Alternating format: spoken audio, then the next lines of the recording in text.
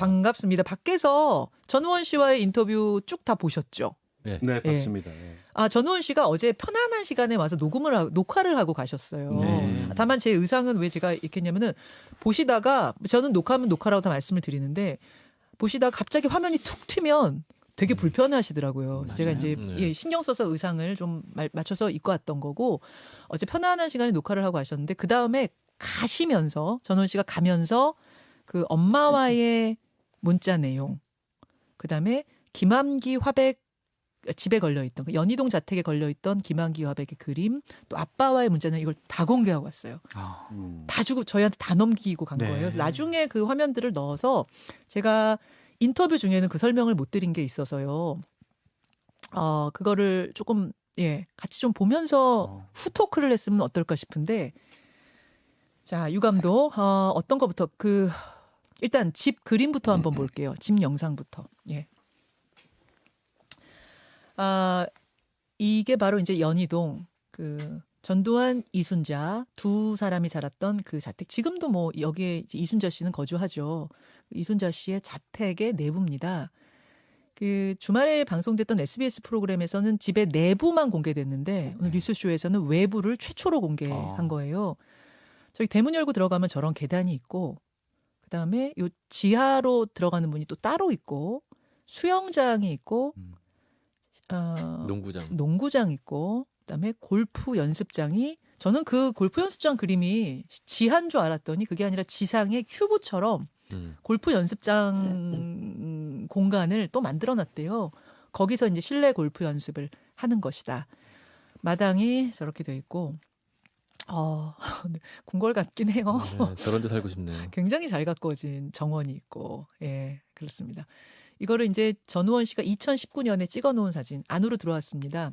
방의 개수가 몇 개냐 했는데 개수는 알 수 없다. 하지만 굉장히 많았다 방이. 여기는 아까 할머니 서재라고 그랬죠 여기가. 서재가 각각 있나 봐요. 네, 할머니 서재, 할아버지 서재 각각. 여기가 이제 할머니 서재라고 아까 그랬어요. 서재, 뭐 차 마시는 공간, 뭐 회의하는 공간은 또 지하에 넓은 게 있다 그랬고, 네, 뭐 지하에 연애실도 있고, 연애실도 따로 있다고 이렇게겠죠. 이렇게 전우원 씨가 직접 찍은 사진을 저희에게 공개했습니다. 이건 외부고요. 근데 화제가 됐던 게 어떤 금고방이 있다. 비밀의 방 안에 돈이 가득 차 있는 금고방이 있다 했는데 저는 하나로 이해를 했는데 오늘 전우원 씨가 두 개라는 걸 알려줬어요. 창고처럼 생긴 곳의 끝에 가면 거기도 또 복도가 여러 개가 있는데 그 끝에 가면 겉으로 보면 벽이래요. 근데 벽을 밀고 들어가면 거기 또 금고가 이렇게 나와서 들어가면 방 안 가득 돈다발이 있는 요게 하나 있고. 금고방이 방에 금고가 있는 게 아니고 방 자체가 금고라는 거잖아요. 그렇죠. 그렇죠. 거기 돈이 가득 쌓여 있고. 그게 한 방이 있고 또 하나는 할아버지 서재. 서재에서 들어가는. 할아버지 안방에 또 서재가 붙어 있는데 그 서재에 가면 또 겉으로는 벽이래요. 근데 그것도 밀고 들어가면 뒤가 비밀의 금고방. 제가 궁금한 건 뭐 우리는 다른 것보다 좀 뭐 사생활 이런 것보다도 이제 숨겨져 있는 비자금, 추징하지 못한 불법 자금 여기에 관심이 있는 거 아니겠습니까? 그래서 지난번에 국세청에서 압수수색 나가고 했을 때 예전에 그럼 왜 이 많은 돈들을 뭐 수십억이 집에 항상 있었다는데 그걸 왜 발견 못했습니까? 했더니 겉으로 봐서 모른다.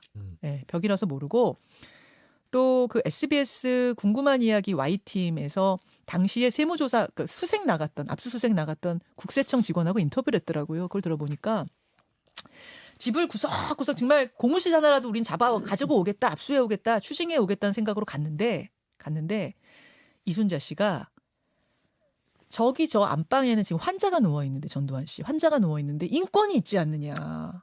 저기만은 열지 말아라. 저기는 환자 인권이다 하면서 울면서 매달렸대요. 그래서 결국 환자가 누워 있다는 안방 문을 못 열었답니다. 근데 지금 전우원 씨 말에 의하면 그 안방으로 들어가서 서재로 들어가면 거기에 지금 비밀 공간이 있다는 거죠. 거기를 못 열었다. 그런 이야기를 하더라고요. 박원석 의원님 보신 소감 어떠세요?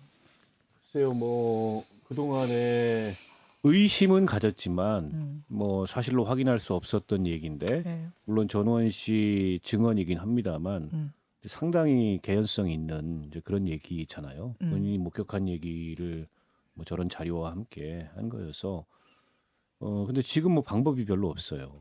아직도 이제 900억 추징금이 남아 있는데 법적 환수를 하려면 예. 법을 새로 만들어야 되는데 예. 소급입법 논란이 있을 거고 이제 검찰에서도 이런저런 고소고발이 들어갔을 거 아니에요. 이번에 전두환 씨 폭로 나오고도 또 고소고발이 들어갔을 거예요. 예. 근데 아마 방법이 전두환 씨가 이미 사망했고 이게 상속이 안 되기 때문에 마땅치 않은데 결국에는 저는 여론의 압력으로 전두환 일가 스스로가 내놓도록 만드는 것밖에는 방법이 없지 않냐 지금. 자발적. 네, 근데 이제 여론의 압력이라는 게 뭐 전두환 씨 일가 같은 이제 철면피 같은 사람들이 그거를 뭐 그걸 신경이나 쓰겠냐? 근데 그렇지 않아요. 왜냐하면 전두환 씨 자손들도 어쨌든 대한민국에서 예. 경제 활동을 하고 사회 활동을 하고 예. 자손대대 살아야 되는 맞아요. 어디 외국으로 망명을 할 게 아니라면 예. 그래서 끊임없이 이제 그런 꼬리표가 달려서 손가락질을 받을 거기 때문에 기왕에 전두환 씨 직계 혈족으로부터 저런 폭로가 나왔다면 이런저런 이제 사회적 압력을 통해서 결국 전두환 일가 스스로가 다시 한번 국민한테 사과하고 그다음에 미환수 추징금을 내놓도록 만드는 것이 가장 자발적으로. 제가 보기에는 네. 지금으로서 해결 가능한 방법이 아닌가 싶어요. 아까 그게 맞는데 네. 그 아들들도 네. 뭐 사과나 사죄 같은 거 전혀 안 하잖아요. 안 하죠. 네. 그런 사람들이 과연 압력을 행사한다고 해서 뭐 재산을 내놓을까 그런 생각이 들고 이순자 씨 같은 경우에는 결국에는 인권을 지키려는 것이 아니라 돈과 재산을 지키려는 그런 행위였다라고 보여지네요. 그렇게 좀 의심이 되죠. 그리고 저는 전우원 씨 같은 경우에 좀 되게 많은 두려움이 있을 것 같아요. 심리적인 압박, 두려움. 내가 이게 잘하는 것인가. 엄청 두려움이 있답니다. 네. 네. 정말 좀 여러분들과 얘기 많이 나누시고 감정을 잘 다스려야 할 것 같다라는 좀 생각이 들어요. 그 두려움이 내가 이걸 잘하는 것인가에 대한 두려움이라기보다는 실질적으로 신변의 위협을 그렇죠. 스스로 느낀대요. 맞아요. 굉장히 아까 다윗과 골리앗이라는 표현 썼잖아요. 거대한 무언가와 이제 초라한 자신이 싸우는 느낌이 들어서 전두환 전 대통령 일가뿐만이 아니라 그 세력과 지금 싸우는 거잖아요. 그 압박이 유무형으로 정말 어마어마할 겁니다. 그래서 네가 왜 어린애가 막 이거부터 시작을 해가지고 막 김현정 앵커에게 여러 가지 문자도 보여줬다고 하지만 안 보여준 문자 훨씬 더 많을 것 같거든요. 연락 온 거랑. 그래서 제발 좀 마음을 굳건히 좀 먹으시라라고 말씀을 드리고. 어제 좀 인상 깊었던 건 뭐냐면 그 TV 제작진들이 같이 다니더라고요. 지난번에 SBS 팀, 어제는 또 MBC 팀이랑 같이 촬영을 하러 왔어요. 제가 저랑 이 녹음하는 걸 또 촬영을 하러 왔고 했는데 왜 이렇게 계속 같이 다녀서 좀 불편하시죠? 그랬더니 오히려 든든하다고. 혼자 다니는 게 겁난다고. 그러겠네요. 그럴 수 있어요. 그래서 오히려 옆에 기자분들 계시고 뭐 촬영팀 있고 또 방송국에 와서 이렇게 하는 게 오히려 마음이 편하다 이 얘기를 하는데 많이 지금 좀 두려워하고 있구나. 그러니까요. 친엄마랑 같이 사는 상황이래요. 네. 그러니까 한국에 와서 지금 미국 생활 다 정리하고 온 거라고 하고 한국에 와서 일단 친엄마랑 같이 사는데 친엄마와 그러니까 박상아 씨 말고 친엄마와 본인 두 사람만 지금 이제 외따로 떨어진 듯한 이제 그런 느낌 받는 것 같은데 그러니까 어머니와 주고받은 문자들이 좀 있어요. 어머니가 통화해서 엄마 이제 비자금 어떻게 되는 거예요? 뭐 이렇게 뭐 물어봤을 거 아니에요. 이제 인터뷰하고 뭐 이러다가 근데 이제 어머니가 통화를 끊고 나서 생각난 것들을 문자로 쭉 적어가지고 이제 인터뷰할 때 참고하라고 보내주신 겁니다. 한번 볼까요? 할아버지가 골프를 가시거나 여행을 가시면 함께 가시거나 방문해 오신 분들 호텔, 비행기표, 골프, 식사비, 그곳에서 쓰실 용돈까지 현금으로 1,000만 원씩 포장해서 선물 드리는 게 관례셨다. 할아버지 집 지하창고 할머니 옷장 문을 밀면 벽이 회전하면서 그곳에 그 뒤에 커다란 금고가 있었고 그곳에 현금이 가득했는데 가택수색을 몇 번 당하시면서 그 금고는 다 흔적을 없애서 지금은 찾기가 어려워. 모든 법적 처벌은 현재 증거가 없으면 의미가 없어.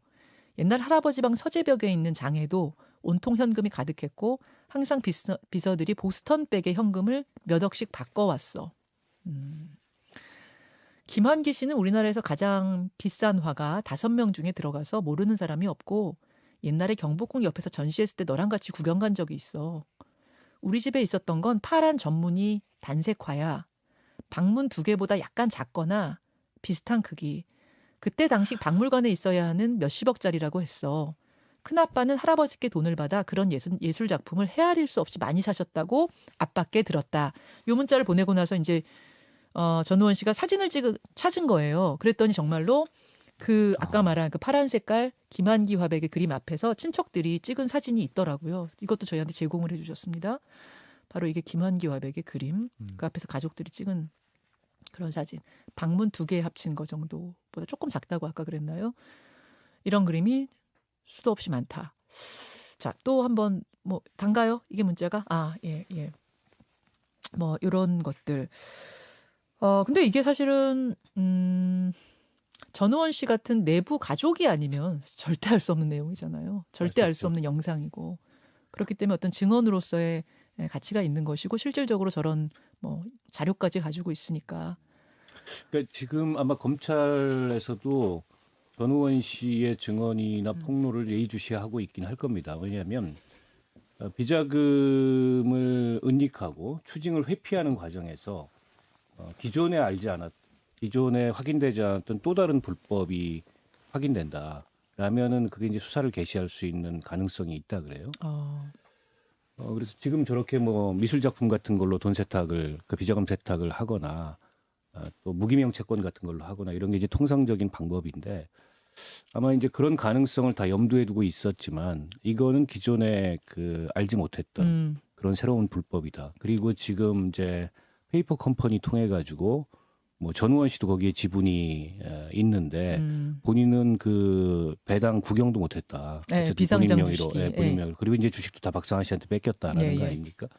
그런 등등을 아마 종합적으로 들여다보고 있을 겁니다. 그 과정에서 새로운 불법이 있었고 그 불법의 시효가 남아 있다면 아마 이제 수사 착수의 단서가 될 수 있어서 그게 법적으로 구성이 가능할지 들여다보고 있을 거여서 전우원 씨의 저런 폭로가 법적으로 아주 의미가 없거나 이런 거는 아니에요. 얼마나 이제 이게 구체성이 있고 검찰이 새롭게 수사에 착수할 수 있는 여지가 있는지 그런 게 중요하겠죠.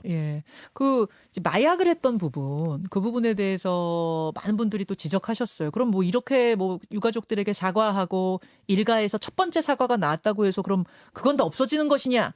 뭐 마약쟁이 막 이런 댓글도 아까들 올라오던데 그건 그거죠. 그 처벌은 반드시 받습니다. 본인도 반드시 받겠다. 받고 내 죄를 감당하겠다. 이 얘기는 분명히 했고요. 지금 출국 금지 상태예요. 그러니까 뭐 내가 마약을 했는데 그걸 숨기려고 내가 너무 사회적으로 이렇게 활동하고 그건 전혀 아니라는 거. 그 오해는 마셔도 되고요. 검찰에 지금 이 전우원 씨의 핸드폰이 압수수색 뭐라고 그러지 그거를? 압수된 거죠. 압수돼 있는 상태. 압수돼 있는 상태고 뭐 들어가가지고 다 조사도 받고 뭐 이런 상태라고 합니다. 그래서 그 부분은 뭐 이걸 이렇게 하려고 하는 그런 의심은 안 하셔도 될 것 같고요. 사과는 오케이 할 때까지 하겠다. 뭐 진정성을 너무 믿는 거 아닙니까? 뭐 이런 분들도 계시던데 사람임을 100% 믿진 않아요. 우리는 항상. 하지만 지금 보이는 이 모습을 그럼 사과 그 진정한 거 아니지? 사과도 거짓말 아니야? 뭐 이렇게까지 우리가 할 필요가 있는가? 본인이 지금 이렇게 사과의 모습을 보이는데 하트 PD. 그 28일에 입국을 했는데 입국한 뒤로 지금까지의 모습들을 보면은 진정성 있게 행동을 하고 있어요. 진정성이 보이게. 지금은 뭐 판단이 많이 달라지신 분도 계실 것 같고요. 이런 모습을 계속 보인다면 믿어야죠. 뭐 그렇죠. 근데 또 이러다가 또 사람이 돌변해서 그러면 그때 책임질 겁니까? 그때 책임지는 문제는 또 별개의 문제인 거고 지금 사과하는 이 모습을 우리는 여러분들께 보여드리고 유가족들께도 위로가 됐으면 좋겠다. 뭐 이런 거라고 생각하시면 되겠습니다. 김준일 에디터는 어떻게 들으셨어요? 인터뷰. 일단 본인이 굉장히 큰 마음의 짐을 지고 있었다라는 거를 여러 뭐 인터뷰나 행동으로 좀 확인할 수 있었던 것 같아요. 그리고 좀 뭐라고 할까요? 이런 과정을 통해서 어떤 죄책감을 조금 덜어냈으면 좋겠다. 사실 본인이 잘못한 건 아니니까요. 그거는 손자죠, 손자. 태어나 보니까 그분이 그분의 이 할아버지인 거잖아요. 아마 뭐 알 수는 없지만은 본인은 내가 왜 전두환의 손자로 태어나서 이런 고통을 받아야 되지 이런 생각을 했을 수도 있을 거예요, 사실은. 끊임없이 세뇌당했대요, 어렸을 적부터 그러니까. 계속. 근데 이제 뭐 사과의 진정성 같은 경우에는 저는 그렇게 봐요. 그러니까. 이 사과를 함으로 인해서 그 사람이 뭐 정치적, 경제적, 뭐 사적 이익을 얻을 수 있다라면은 사실은 의심의 눈초리를 얻을 수가 있는데 경제적으로도 뭐 별로 얻을 것도 없고 그리고 다 이제 완전히 이제 사실 고립되는 거잖아요. 그쪽 이제 전두환 씨가 완전히 고립된다라고 봤을 때 이 사과의 진정성에 대해서는 뭐 저는 딱히 의심하지는 않습니다. 다만 이제 진짜 앞으로 이제 젊은 나이고 앞으로 인생이 길게 남았는데 본인이 조금 본인의 삶을 살았으면 좋겠다. 이제는 조금 뭐 사과는 계속 하고 뭐 그거야 본인이 이제 판단할 문제지만은 그러니까 본인이 행복하게 좀 살았으면 좋겠다 그런 생각을 합니다. 좀 불행해지지 않았으면 좋겠어요. 그 노태우 전 대통령 아들 노재현 씨도 그때 그랬잖아요. 우리 가문이 내 자손의 자손이 계속 대한민국을 살아갈 건데 사과하지 않고 어떻게 계속 살아갈 수 있겠는가가 솔직히 상당히 중요한 부분이었다. 그래서 아버지가 돌아가시기 전에 하는 게 더 굉장히 중요하다고 생각했기 때문에 아버지가 병상에 누워서 걸어가실 수는 없지만 광주까지 그 병상에 있는 아버지한테 아버지 사과하시죠 하고 끄덕끄덕 말을 할 수 없는 상태였대요. 그때 끄덕끄덕까지 내가 받아서 이걸 가지고 이 뜻을 전달했다 뭐 이런 이야기를 하는데 예 그게 어떤 마음인지 알겠더라고요. 계속 이 땅에 살아야 하는 것인데.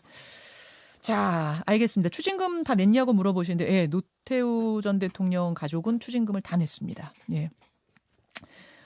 그럼 전두환 씨 가족은 어떠냐? 2,200억 중에 900억인가가 남았어요. 922억이 남았죠. 900억 원 좀 넘게 남아있는 이런 상태. 세금도 안 냈어요. 그렇죠. 그리고 뭐 사과를 안 했다는 게 더 결정적이었던 거고 그런 상태입니다. 하여튼 뭐 전우원 씨 인터뷰가 좀 어렵게 저희가 섭외한 인터뷰였는데 하트 PD 고생하셨어요. 섭외했냐고. 뭐 섭외를 제가 하진 않았는데 예, 좀 주말 사이에 우리만 아는 많은 일들이 있었죠.